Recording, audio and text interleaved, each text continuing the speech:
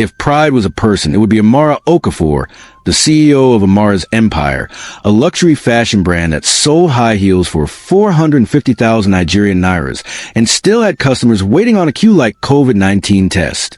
Welcome to Niger Prince Folktales. Subscribe for fresh content, and let's explore the richness of tales. Join our community of like-minded story lovers. Please subscribe, like, share, and comment for new stories every week. Thanks. Let's know where you are watching from in the comments section. Her office was on the 14th floor of a glass tower in Lekki Phase 1, and she only drank imported water from France. Her rule was simple: no poor energy allowed near me. So the day her driver of 5 years resigned to pursue photography in Canada, Amara nearly went mad. HR replaced him with one Chukwunaji. She didn't bother reading his CV. Drivers are drivers, she thought. Until that Monday morning.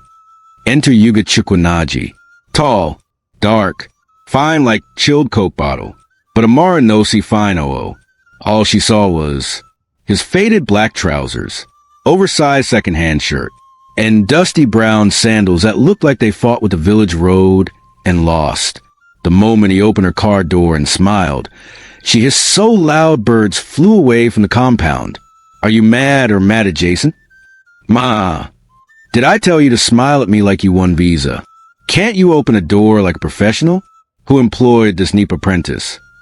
Hugo blinked, then quietly said sorry, Ma, and opened the door again, this time with two hands, and bowed like she was Queen Elizabeth. Amara entered, rolled her eyes, and called HR on speaker. Is this the rubbish you people sent to me?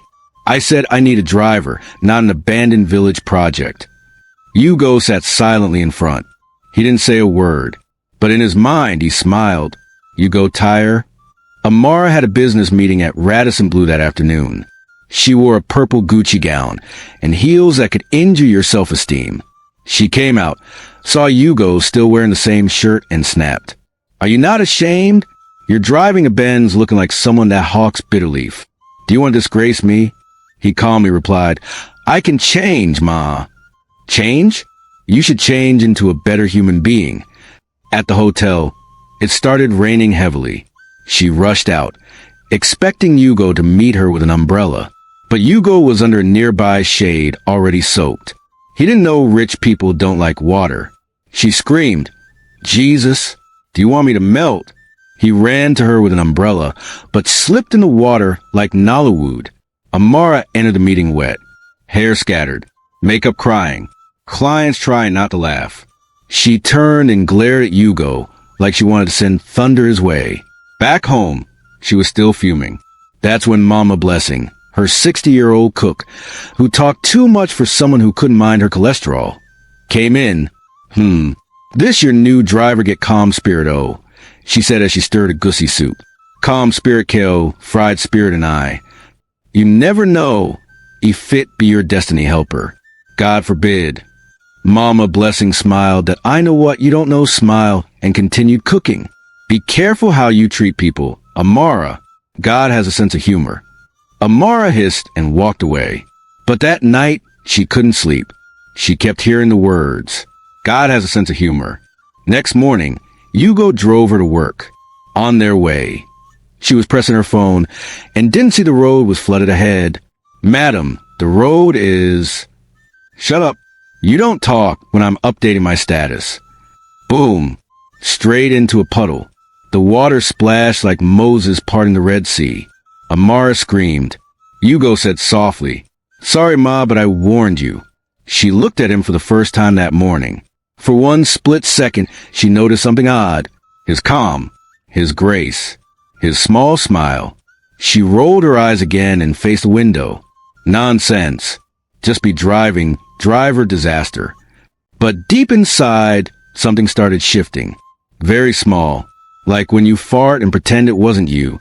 If somebody had told Amara that the same driver she used to insult would be saving her life one day, she would have used her MAC powder to slap them. But life was already playing its first card. It was a rainy Thursday. Amara had just finished dragging her business rival, Mr. Williams, on live TV. Her adrenaline was still high. She entered her Benz, slammed the door, and shouted, Drive like a rich person, not like a donkey that just learned steering. Yugo just nodded. Yes, ma. As they were zooming down Third Mainland Bridge, one Okada swerved into their lane. Amara screamed, grabbed Yugo's shirt, and forgot she hated touching poor people. Yugo calmly hit the brakes, turned the wheel, and saved them from becoming trending Twitter news. CEO of Amara's empire and driver spotted in lagoon. In silence, Amara kept adjusting her seat. She glanced at Yugo in the mirror. Wait, is that Versace cologne I'm smelling? I'm hallucinating. She leaned closer. Driver, what are you wearing? Just spray, ma. Spray from where? Your village? No, ma. From Dubai. Gift from a friend. Amara paused. Her mouth wanted to insult him, but her brain said Eby like say this guy day codedly fresh. That evening, Amara got a confusing email about a tax deal. She sighed. Chai, this finance people will kill me. To herself, she muttered, I wish someone could break this nonsense down. Then from a front seat, Yugo said, Ma, you can use a holding company to shield a liability. Amara looked up sharply. What did you say? I studied a bit of business law. Just something I read online. You read what online? Driver? Read. He nodded shyly. I like to read when I have free time and light. The car fell silent. That evening, she closed her laptop, dropped her pride a little, and asked quietly, Can you show me what you mean? Yugo moved to her dining table, picked a pen, and explained it clearer than her 700,000 Nigerian Naira's consultant ever did. As Yugo left that night, Mama Blessing shook her head and smiled. Now that kind man day loyal. Not all these small boys that wear big chain and can't solve math. Amara rolled her eyes. I'm not marrying him, Mama Blessing. He's just my driver. Mama Blessing looked at her with her prophetess tone. You see that your heart? You go do kpim kpim kpim very soon. That weekend, Amara was invited to a fancy event at Eco Hotel. As she got ready, her best friend TT came to help her dress. Babe, who's that fine guy that opened your gate yesterday? Yugo, my driver. Driver? And then, I hope your heart is not doing Uber feelings. Amara hissed, Please, I only love my Range Rover and my reflection. Still, something in her told her to ask Yugo a strange question. Would you like to attend the party tonight? As my guest? Yugo was shocked. Me? Yes. I mean, since you know tax and Dubai perfume, maybe you fit blend with rich people. That night, Yugo showed up in a clean black tuxedo. Amara opened the door and nearly fell.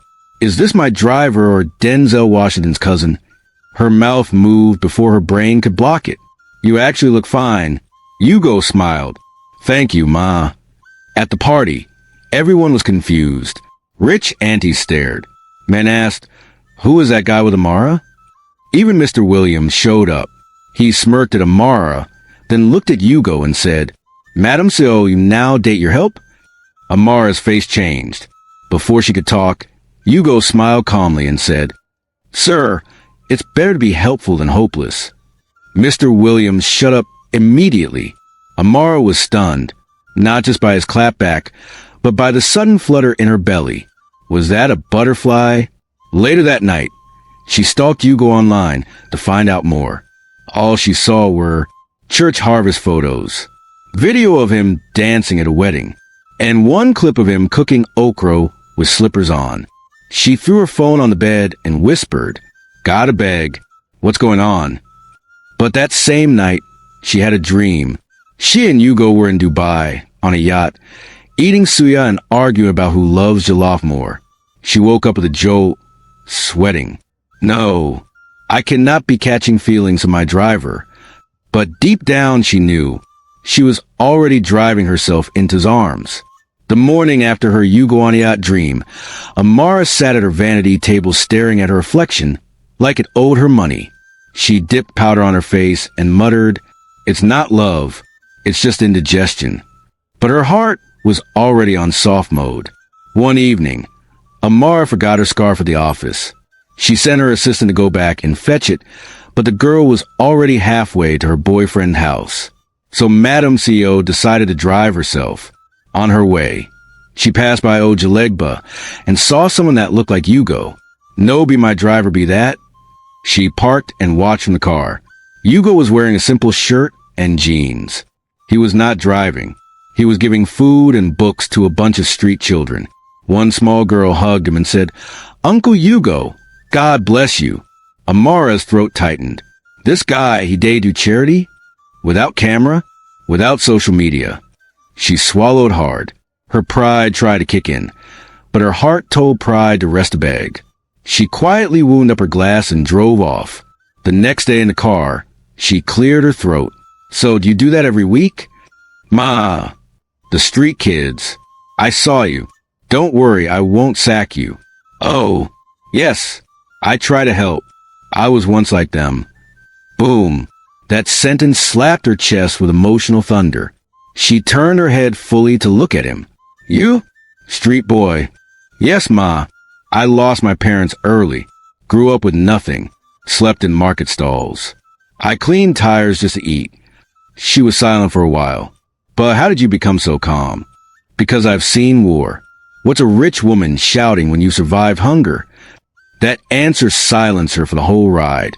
Amara stood in her walk-in closet that night, staring at her rows of designer gowns, bags, and heels. But all she could think about was Hugo's story. She pulled out her phone and messaged her therapist. "Is it possible to start respecting someone you once looked down on?" The therapist replied, "Yes, it's called growing up." She hissed and threw the phone on the bed, but her heart was already growing wings. Another big event. This time, Amara's company anniversary. She didn't want to go alone. And TT was in Dubai with her new Dubai boo. So she turned to the only man that was constantly on her mind. "Hugo, we're something sharp. You're attending the party tonight." "Me again?" "Yes, but no dancing, oh. I don't want you to embarrass me." He showed up looking like Nollywood royalty. Black velvet blazer, gold chain, clean beard, low cut with style. Women at the party forgot their husbands. One said, "Madam Amara, you sure say not only driver you day uses fine like this?" But it was when her ex, Banky the fake British boyfriend, showed up that the real drama started. He walked up to Hugo and scoffed. "What's this? Did you bring your mechanic to a champagne event?" Hugo was about to walk away when Amara stepped forward and snapped. "At least my mechanic doesn't fake accent and bounce checks." The crowd gasped. Banky evaporated like perfume. Hugo turned and looked at her with new eyes. She smiled. Back in the car, she asked, "Hugo, if you weren't a driver, what would you be?" "I don't know. Maybe a teacher. Or maybe run my own company." She paused. "You know, sometimes I forget you work for me." Hugo chuckled. "Sometimes I forget too." They both laughed. But in that laugh was chemistry. Amara was smiling like jollof rice met fried goat meat. At home, Mama Blessing was waiting with her usual nosy radar. "So how was the party with your husband? Sorry, driver?" Amara rolled her eyes. "Mama Blessing, if I slap you with this wig and..." "Slap me, I no go vex. Just no say you go soon born twins." Amara stormed off blushing like yam on heat. But deep inside, she whispered to herself, "This guy is not ordinary." By now, Amara's enemies were confused. Even her brain and heart were not talking to each other anymore.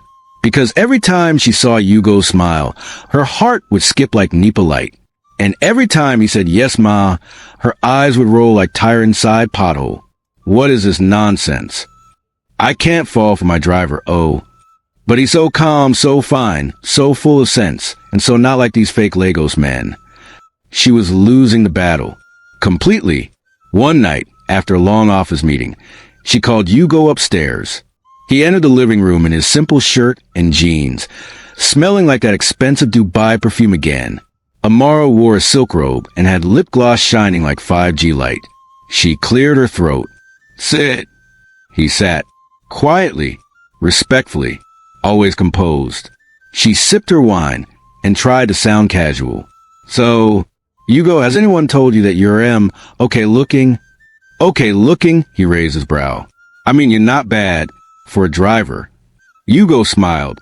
That calm, dangerous smile. Thank you, Ma. You too. For a boss, you're softening. She hissed. I'm always soft. No, Ma. When I first met you, your words could cut cement. They both burst into laughter. His phone rang. He looked at it and excused himself. Amara watched him from the couch. He walked out to the balcony and spoke in perfect English. Not just clean. British accent level smooth. Yes, Mr. Collins. I'm returning soon. Please ensure the board members have signed the resolution. I'll be back in 2 weeks. Amara nearly dropped her wine glass. Board what? Resolution where? She peeped through the curtain like a guilty ex. When he walked back in, she acted normal. Like her ears weren't burning from that grammar. Was that your cousin or something? No, business associate. She squinted. What kind of business does a driver have with associates? Madam, he sighed, I think it's time I told you the truth. Hugo sat down and looked at her straight in the eye. I'm not who you think I am. Gen music plays in background. I'm the only son of Chief Bartholomew Naji, the late oil tycoon in Enugu. Amara's mouth opened like Nipa wire. Wait, what? You mean that man that was on Forbes' list? Yes, that's my father. But you said you were poor? Yes, because I chose to be. He explained how, after his father died, his uncle tried to kill him and take over family empire. He escaped, hid for years, and decided to live humbly to experience life without privilege. That's how he became a driver. I wanted to know what real people go through. I didn't want to become another spoilt billionaire brat. Amara was silent for over 60 seconds. That's a record. Then she stood up slowly and whispered, So, all this while I was shouting at a billionaire? Yes, Ma. I insulted your slippers. You did. Vigorously. I said your cologne smelled like cowtail. You did. But it was Dior Sauvage. She almost fainted, but pride held her knees. She sat down and covered her face. Hugo, I'm so sorry. He smiled and sat beside her. Not too close. It's okay. You didn't know. I forgive you. No, but I was wicked. I treated you like dust. But you also laughed with me. You defended me. And you've changed. Amara looked up with wet eyes.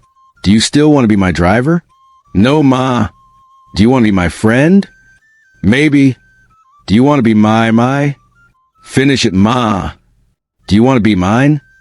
There was silence. Then a soft, knowing smile on Hugo's face. As they were both staring into each other's eyes like romance movie, Mama Blessing burst in. Jesus. I knew it. I Donde dreamed this thing for months. Amara shouted, Mama Blessing, can you knock before? No need to knock where love is knocking. And he's rich. Chinique. So all my jollof rice has been going into Billionaire Bell? She ran to the altar and started dancing. Jehovah, I tap into it. 2 weeks passed since Hugo dropped the billionaire bombshell, but Amara was still recovering like someone that just found out her iPhone was fake. She couldn't stop thinking. This man that I mocked for wearing slippers. This man I used to command like a robot. This same man is richer than me. Her brain was turning Ifo-Riro. Then came the final pepper. Hugo sent in his resignation letter. Typed, formal, sharp like office scissors. It read, Dear Madam Amara, it has been an honor serving as your driver. I believe it's time to move forward. Thank you for the opportunity. Regards, Yugachukwu Naji. Amara read it 3 times like she was reading breakup lyrics. He just dropped regards like that, after all our near kisses and dreams and secrets. She picked up her phone 15 times to call him, but pride kept pressing end call. She missed him madly. Suddenly the house was quiet. The drives were boring. The new driver wore sweater in Lagos heat and chewed gum like he was practicing for chewing competition. Even Mama Blessing noticed the sadness. Amara, are you fasting or falling in love? Leave me, Mama Blessing. Then go and beg at your billionaire boo. He's not my boo.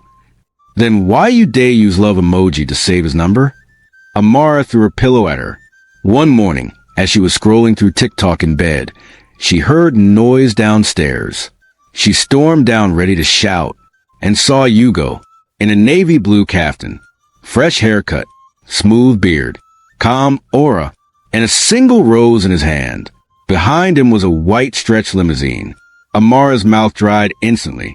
What are you doing here? You forgot something. What? Your driver.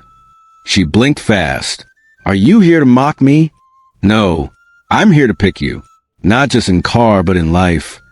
Hugo walked closer and gave her a small gold box. She opened it. It wasn't a ring. It was a custom car key holder with her initials and his. When you're ready to move from boss to partner, I'm ready. Amara teared up. But Hugo, I was horrible to you. You were healing, and now you're shining. He knelt down on one leg. Will you let me be more than your driver? Will you let me be your heart's GPS? The news broke the internet. Former driver marries arrogant billionaire CEO. Bellanaija wept. Instagram shook. Twitter exploded. The wedding was a blend of class and culture. Hugo wore a rich Bata with coral beads. Amara slayed in a gold-laced George wrapper with fan and attitude. Mama Blessing was MC and wedding caterer, shouting, "Praise ye the Lord," with jollof in her mouth. TD came back from Dubai to scream, "I knew it. I told you." Omu. At the reception, Amara whispered, "You still owe me for all the insults I gave you." Hugo replied, "I'll pay in love, loyalty, and multiple credit alerts." Then they danced to True Love by Tu Baba as the whole of Lagos watched and said, "Love not truly unpredictable." Thanks for watching. Please subscribe.